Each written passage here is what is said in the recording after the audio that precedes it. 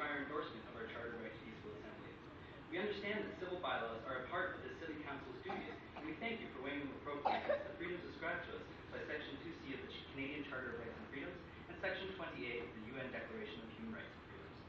Though we realize that the peaceful assembly may be in violation of Section 4.1, subsection 3 of the London Parks and Recreation Bylaw, we understand that you as the City Council may choose to encourage the General Manager of London Parks to authorize this lawful assembly, as several precedents have been set for bylaw exceptions in the past. The tents are only at the park because we are having a really long, peaceful assembly. I myself am involved in committee meetings or assemblies 10 to 12 hours a day and cannot afford to be elsewhere. The dialogue continues 24/7 and does so to facilitate the necessity of considering and including all people in London, a city large enough that everyone is never asleep at the same time. The elements are harsh and the weather bitter cold. The tents are there as protection from these elements and necessary support to our right to peaceful assembly. I'd also just like to make a comment about, we were talking about issues. I can bring forward again a personal issue that I have felt. I cannot represent the community in this way, but I'd just like to put out that one of the issues that the occupation has been discussing at length has been a wide variety of trickle-down economic effects. We can see things like housing projects and a lot of various infrastructure to help various members of the community. We see a lot of money being put into a lot of different areas, but unfortunately, corporate accountability is at an all-time low, in my personal opinion. And a lot of this money ends up going into the pockets of these corporate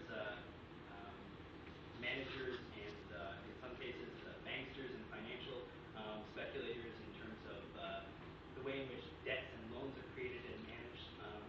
There are a lot of various issues surrounding the infrastructures of our current society, and like has been discussed, we're just here for open dialogue to begin to try to find solutions to, rather than just demanding answers to a lot of the problems that we face. I just wanted to also say that our General Assemblies are generally at 1 p.m. and at 6 p.m., although the times do shift, and we have facilitation meetings to help with the generation of the process of these meetings, so that we can better begin to communicate to you what some of our issues are.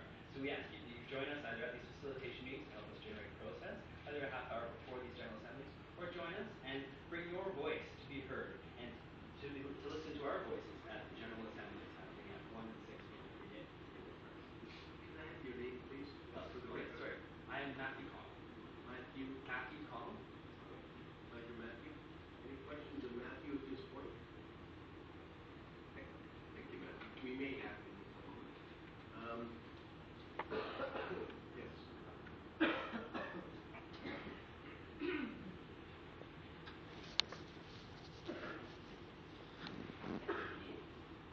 Thank you for the opportunity to...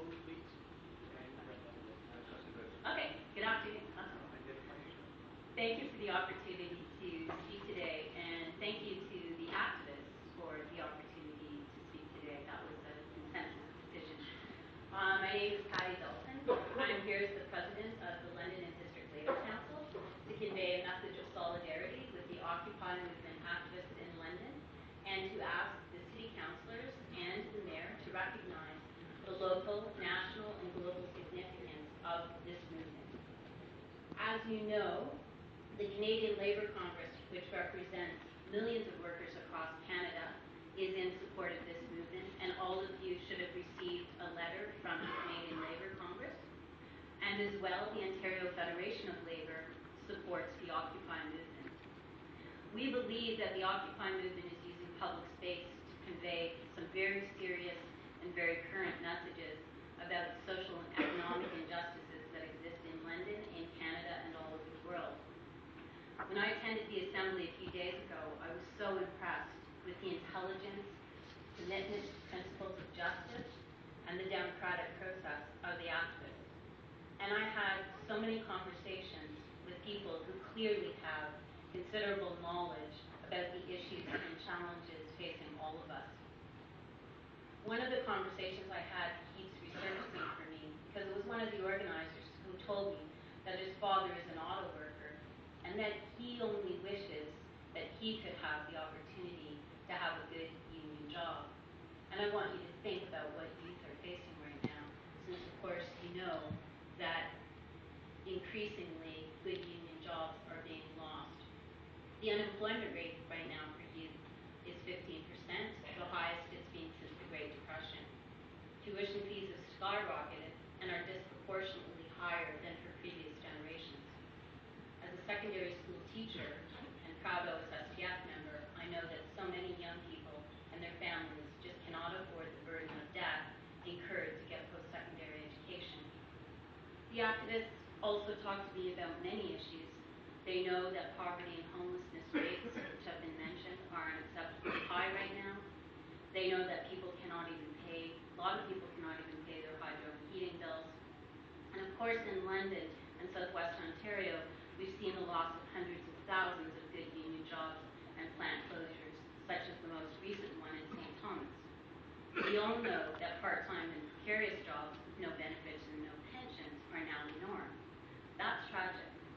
But what the Occupy movement in London and globally are expressing is that this situation has been created by the failed economic policies of the elites in Canada and globally, including the creation of what I call a global gambling casino and types of financial transactions that were fraudulent, which brought about the global economic crisis we are now experiencing. And we're told that we're going to have another one soon. These activists are rightly challenging the greed and policies of the 1%, while the rest of us, the 99%, are increasingly being told we have to accept the pain, we have to do with less. And for unions at the negotiating table, employers are attempting to roll back the gains won by unions over decades, and more particularly, we have been fighting for the jobs of new workers and young people and the right of the next generation of workers to enjoy the same good union